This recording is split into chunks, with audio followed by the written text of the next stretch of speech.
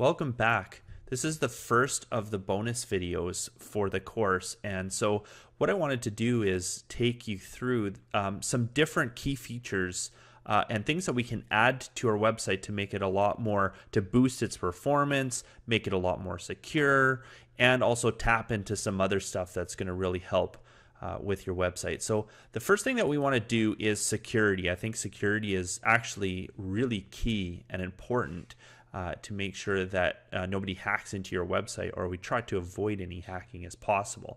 So what we're going to do is we're going to add a key element to this website, and it's called WordFence. That's personally my favorite. There are other systems out there that you could use, but that's the one that I'm going to show you to install on this one. And we'll set up some of the key things that we should probably make sure that we have.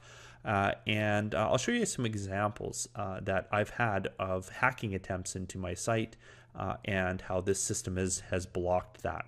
Okay, so first let's go down to make sure you're logged into the back end of your website and go to the plugins here. And we're just going to load this up. Okay, and the thing that we want to do is we're going to add a new plugin. Okay, and we're going to search for WordFence. And as you can see, it came up automatically there because I've gone to WordFence before. And so this is it right here, this WordFence security. We can see it's got really high ratings. There's like over 1 million installs. It's very popular. The good thing about WordFence is if you're going to get heavy into this, you can also subscribe to their premium service, and that gives you a little bit more. But you know what they give for free is it's great, and it's just going to really help out quite a bit. Also, you can subscribe to their emails, and that gives you firsthand notice of what's going on in the security world, because things could be happening out there that you kind of want to be aware of and make sure that your site isn't vulnerable from that. And this one we have to make sure that we keep updated. So let's go ahead and find that. So it's down here. Now we can upgrade to premium if we wanted to, but we're not going to do that. So it's going to have added a new thing down here on the menu. And what we want to do is we're going to start at the dashboard, and we're going to make sure all of our settings are correct. Okay, and so here we are. It just kind of gives you some information here, as well as so it looks like it somehow did an immediate scan. I don't know exactly what we'll have to look into that, but we just wanted to take a look at that. And now we have to go to the options page. So we're going to do this first. We're going to go through all the options and make sure everything is good. So they've given you a free API key. It's already located in that, so that connects to their service automatically. Of course, they're going to have a lot of advertisements to go premium and give you some reasons for that. And so, like I said, if you wanted to, you could go this route, but I haven't personally yet gone that route. But if you are running a website for a company that security is ultimately premium, that you want to make sure that things are smooth from a security perspective, you might want to get that. So, but yeah. Okay, let's quickly go down this list, and we're going to be enabling stuff. So we want to make sure there's login security. Do you want to have a live traffic view that kind of shows you can see the live traffic that's coming in? And that's a good thing to be able to see if you've got lots of people hitting the website and what it kind of looks suspicious, and we can look at that later. Okay, and we're just going to go down. Some of these are premium features, so obviously we can't check the box there. Okay, regular scans, yep, we're going to leave that default. Now here's one quick thing, is where to send alerts to. So you want to make sure you put in an email address that you want to see WordFence alerts. And those are when something bad is happening to your website. So make sure you type in your email address, and once you've done that, just save the options. Okay, going down a little bit further, email me when WordFence is automatically updated. In the next video, we're going to be talking about updating the system. And actually, we're going to be turning off automatic updates. We want to have some control over that. I can't tell you how many times I've missed that, and it's caused me some grief, because what'll happen is WordPress or WooCommerce or something like that will update, and then you have some other plugins that haven't updated or haven't even come out with a release of an update of their plugin, and it can break the website. So we want to avoid that from happening. And that's why we have some of our plugins that haven't been updated. What we want to do is we want to do that systematically and make sure we check our website, make sure it's not broken. If it breaks, we go back in and we deactivate that plugin. And that's kind of how we do that. So we'll talk about that in the next video. Okay, so here we go. When WordFence is deactivated, this is fine. Alert on critical problems, alert on warnings. Okay, alert me when an IP address is blocked. I'm going to uncheck that, because that could be a lot of noise. You're going to have some guy from Russia that really wants to get into your website. You don't want to be emailed every time, but you do want a summary of that. Alert me when somebody's locked out from a login. Don't care about that. Alert me when a lost password form is used for a valid user. I don't care about that. Alert me when someone with administrator access signs in. That includes yourself. Not worried about that. That might be something you do want to check if you do have a team that you have, say, on your site, and you kind of want to monitor when they're logging in, especially if they have administrative access. You could have that checked off. Okay, alert me when the administrator signs in from a new device. Don't worry about that. And we definitely don't want to check when other people sign in. That can just be really noisy in your email. Alert me when there's large increase in attacks detected on my site. I definitely would want that checked out. Maximum email alerts to send per hour. I would say max 1. Very rarely, anyways, are you gonna have. I've never had an attack where you have multiple people trying to break into my website at the same time, and one of those could be like what's called a denial of service attack, where it just basically takes down your web server.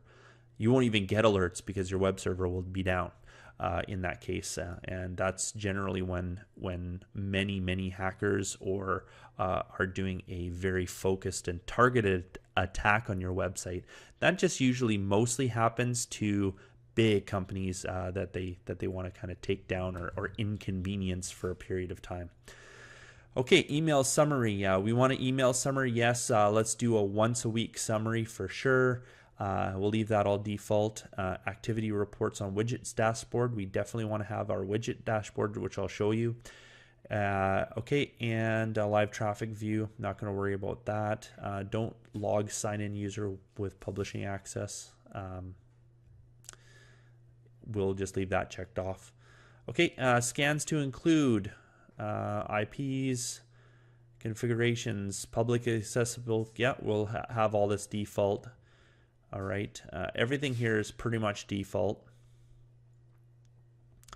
Okay, and that's for the scans. Okay, exclude from a scan with these wildcard patterns. I wouldn't worry about this too much. You can always hover over just to see, or I think you can just click on this to see what it says exactly about that. It's going to open a new window in it, and they have some information here. So if you want to kind of get advanced, you can. Immediately block fake Google crawlers. That's probably a good one. All right. So verify Google crawlers have unlimited access to the site. That's good. Okay. You can also throttle access. So if anyone requests exceed say 1 per minute or something like that, then you can throttle it or lower it. I wouldn't worry about that too much unless you see somebody's really hitting your website quite a bit and it's slowing it down. You can always throttle it, and you can read through this stuff. I don't really bother with this too much. I've never had too much of those problems. I'm sure that somebody has. That's why it's there. Okay, force admins and publishers to use strong passwords. Well, I would definitely recommend that. If they're an administrator, if somebody hacks into their account, they can come into your website and do a lot of damage.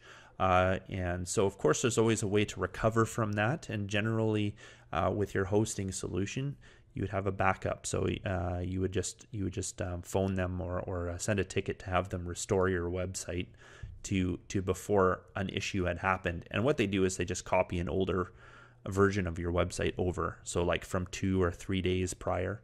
The only thing that happens to your website when you do that is if you've had any sales or anything that have happened between the time of your backup and the time of the issue, and you restore to the backup time. If you had any sales or anything between that time, you'll lose that information.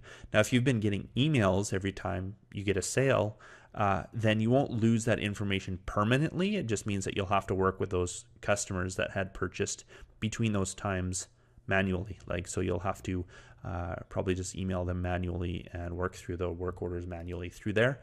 So that's how you would do that. Okay. Lockout after how many login failures?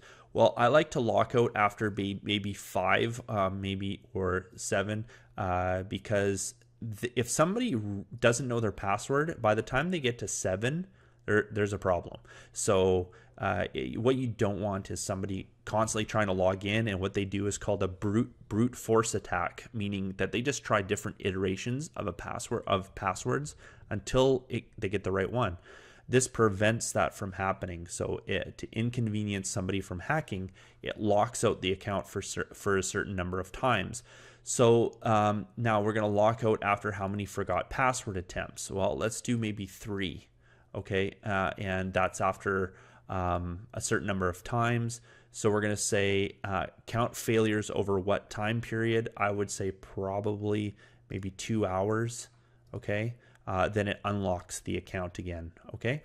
Amount of time a user is locked out, I would say probably an hour to 2 hours. Okay. So that kind of makes sense to have that even. Immediately lock out invalid usernames. Just keep that unchecked, because that could be really, really inconvenient for somebody who might have mistyped their password. And what happens is it locks out their address. So if they actually do know their username and then they go try again, they're locked out for 2 hours. Don't let WordPress reveal valid users login. Yeah, that's good. Prevent users from registering admin username. That's good too. And all this is good. Now, this is important. Immediately block the IP of users who try to sign in as these usernames. Now, this is really important because most accounts will try to do this. They'll try to do administrator, admin, if I can actually spell it right, administrator, admin, and maybe they'll try that, which is the website domain name. This is why when you create your username, you want it a little bit of obscure and not easy for them to use. So obviously you don't want to use the domain name as your username, because hackers will go for that. And then some other variations of those, but those are the key ones that I would use, and those are the ones that they'll try right away. So that's what I would do immediately. So what that will do is we'll be blocking anybody who tries to log in with those right away. Okay, and that just gets them off your website gets them off your website right away. Okay, whitelisting IP addresses. So on this one, you can put in your own IP. So that just kind of stops anything, you from blocking yourself out of your own website for 2 hours. So you could do that if you wanted to, but I don't usually do that too much. I make sure that my password is good. Okay, and you don't have to. You could check hiding WordPress version. That helps people not understand what version of WordPress you're using. And because some vulnerabilities could prop up on WordPress versions, and they'll look for that. They'll actually be scanning. So, okay, block IPs who send post requests with the blank user agent refer. This is just to stop people from submitting forms automatically. But because you have things like a CAPTCHA on your website, you won't have to worry about that.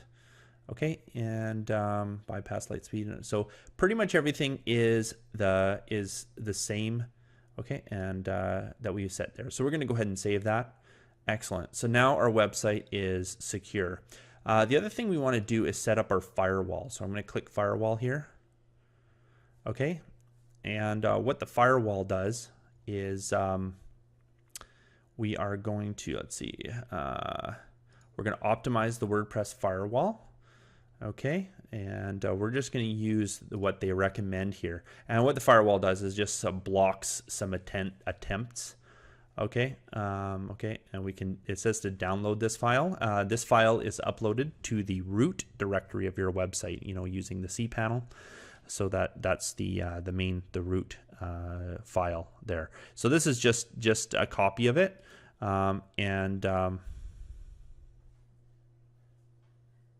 and we're going to go ahead and click continue. So that's just having that file backed up. And now the firewall is started and going. So that's good. And we can click here at live traffic to see live traffic views. We can see who's on our website. So look at this. We have somebody from Russia on our website. And I can pretty much guarantee, okay, this is a crawler, and so that's their this is their Google basically. So you'll see a lot of that. But sometimes what you'll do is you'll see some other users on here that'll log in, and you can see them live as they happen onto your website. And yeah, so this will block anybody from coming, or you'll be able to see the live traffic, and you'll see who's blocked. Also, if you see something suspicious, you can block it right away, and then that user will be blocked. But you can see their host name. These guys are, this is a Google crawler, and they're just, all they're doing is indexing your website on their search engine, so somebody in Russia can find the website. Okay, so I'm just going to go quickly back up here to the dashboard, and we can see, we can scroll down. Here's WordFence. So here we can see, you'll be able to see the top IP addresses blocked from what country they're in, any failed login attempts. And what you might do is you might see things like the admin name, or somebody's trying to log in using your domain name. You'll be able to see that here. And it's good, just a little piece of information just to see actually how many people are trying to do this. And it's kind of funny. I've had in 1 week like 60 attempts from the same IP to hack into my account. So, and they were trying to use the admin name, and they were just trying to use different passwords. So what they didn't know is I didn't have that account, and so they would have never gotten in. But I don't want that on my website. I don't want these guys doing that. So what I did was I made sure that admin, when somebody tries to use the name admin to log into my site, that it immediately blocks them. So that is security in a nutshell, and I can show you, see if I can dig up an example of WordFence where I had lots of blocks here. All right, so here we go. This is an example from August, and this is attempts on FOSS Academy. So we can see this is before I locked down the usernames that they're trying to access, but you can see like all this stuff from Russia. These people are trying to log in. Like that. And if you look how many times Russian IP addresses were blocked here, and so there we go. This is an example of a lot of attacks that were trying to happen. And of course in here you can see the usernames that they were trying, and as you can see, look at those ones, the ones that I was just explaining to you, that they were trying to use to log in, which don't work. And you can see how many attempts. This will significantly reduce by actually just telling it to immediately block people trying to use admin or the domain name or administrator. So there you go. So that's an example of how important it is to have that on your website. All right, so we're going to see you in the next video. We're going to talk about some updates and updating our website and making sure that that we do that without having any problems.